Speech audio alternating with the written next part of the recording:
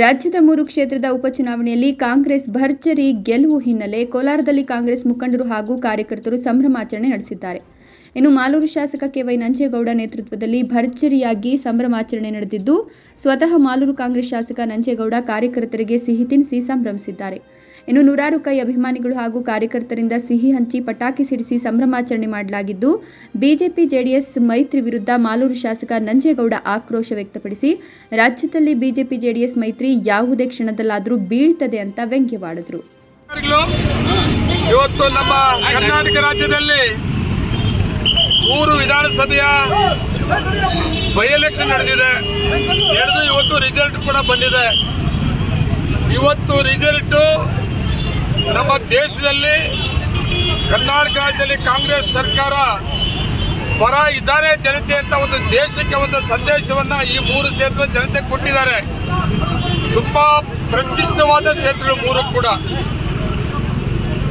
ಒಂದು ಸಣ್ಣಪಟ್ಟ ಮುಖ್ಯಮಂತ್ರಿ ಕ್ಷೇತ್ರ, 2 ಮುಖ್ಯಮಂತ್ರಿಗಳು, ಇನ್ನೊಂದು ಶಿಗ್ಗಾವಿ ಮುಖ್ಯಮಂತ್ರಿ ಕ್ಷೇತ್ರ, ಇನ್ನೊಂದು ಸಂಡೂರು, ಅದೊಂದು ಜನಾಭಿಷೇಕ ಮತ್ತು ಬಲಿಷ್ಠವಾಗಿ ನಾಯಕರಿರುವಂತಹ ಕ್ಷೇತ್ರ.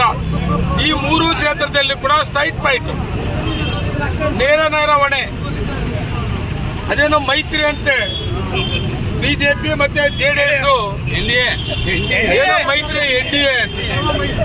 ಆ ಮೈತ್ರಿ ಇದ್ರೂ ಸಹಿತ ಕರ್ನಾಟಕ ರಾಜ್ಯದಲ್ಲಿ ಕಾಂಗ್ರೆಸ್ ಸರ್ಕಾರ ಬಂದಾದ ಮೇಲೆ ಕಾಂಗ್ರೆಸ್ಸಿನ ಮುಖ್ಯಮಂತ್ರಿಗಳಾದ ಸನ್ಮಾನ್ಯ ಮುಖ್ಯಮಂತ್ರಿ ಸಿದ್ದರಾಮಯ್ಯನವರು ಮತ್ತೆ ನಮ್ಮ ಪಕ್ಷದ ಅಧ್ಯಕ್ಷರು ಮತ್ತೆ ಉಪಮುಖ್ಯಮಂತ್ರಿ ಡಿ.ಕೆ. ಶಿವಕುಮಾರ್ ಅವರ ನೇತೃತ್ವದ ಸರ್ಕಾರ ರಾಜ್ಯದಲ್ಲಿ ಸರ್ಕಾರ ಬಂದ ತಕ್ಷಣ ಕರ್ನಾಟಕ ರಾಜ್ಯದ ಸಾಮಾನ್ಯ ಜನ ಬಡವರಿಗೆ ಕೊಟ್ಟಂತ 5 ಗ್ಯಾರಂಟಿ ಕಾರ್ಯಕ್ರಮಗಳ ಬಗ್ಗೆ ಏನು ಟೀಕೆ ಟಿಪ್ಪಣಿಗಳು ಈ ಬಿಜೆಪಿ ಮತ್ತೆ ಜೆಡಿಎಸ್ ಅವರು ಮಾತನಾಡ್ತಾ ಇದ್ರು, ಅದಕ್ಕೆ ಉತ್ತರವಾಗಿ ಸಾಮಾನ್ಯ ಜನ ಬಡವರಿಗೆ ಕೊಟ್ಟಂತ ಕಾಂಗ್ರೆಸ್ ಸರ್ಕಾರ ಮುಖ್ಯಮಂತ್ರಿ ಮತ್ತು ಉಪಮುಖ್ಯಮಂತ್ರಿಗಳು ಆ ಕಾರ್ಯಕ್ರಮದ ಪರವಾಗಿ ಕಾಂಗ್ರೆಸ್ ಪಕ್ಷದ ಆಡಳಿತ ಪರವಾಗಿ ರಾಜ್ಯದ ಜನತೆ ಇದ್ದಾರೆ ಅನ್ನೋ ಒಂದು ಸಂದೇಶವನ್ನ ಈ 3 ವಿಧಾನಸಭಾ ಕ್ಷೇತ್ರದಿಂದ ಕಾಂಗ್ರೆಸ್ ಅಭ್ಯರ್ಥಿಗಳಾಗಿ ಗೆಲ್ಲಿಸಿ ಇವತ್ತು ಕರ್ನಾಟಕ ರಾಜ್ಯದಲ್ಲಿ ಬಲಿಷ್ಠವಾಗಿ ಕಾಂಗ್ರೆಸ್ ಪಕ್ಷ ಇದೆ.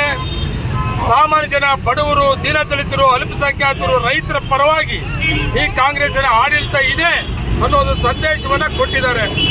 ನಾನು ಈ ಮೈತ್ರಿ ಎಷ್ಟು ದಿನ ಇರ್ತದೆ ನನಗೆ ಗೊತ್ತಿಲ್ಲ, ಬಿಜೆಪಿ ಮತ್ತೆ ಜೆಡಿಎಸ್ ಮೈತ್ರಿ.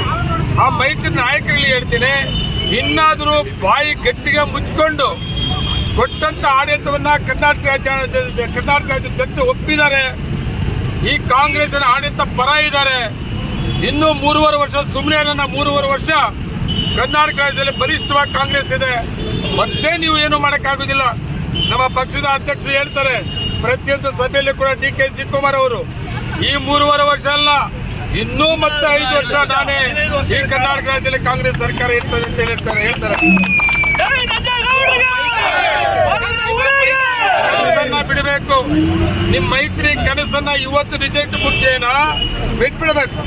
ಅದಕ್ಕೆ ಅದು ಇನ್ನೊಂದು ಕಡೆ ಏನಂದ್ರೆ ನನಗೆ ಆಶ್ಚರ್ಯ ಏನಂದ್ರೆ 2 ಮುಖ್ಯಮಂತ್ರಿಗಳ ಅಭ್ಯರ್ಥಿಗಳು, ಆ 2 ಮುಖ್ಯಮಂತ್ರಿ ಅಭ್ಯರ್ಥಿಗಳು ಒಂದು ಕಡೆ ಜೆಡಿಎಸ್ ಮುಖ್ಯಮಂತ್ರಿ, ಒಂದು ಕಡೆ ಬಿಜೆಪಿಯ ಮುಖ್ಯಮಂತ್ರಿ.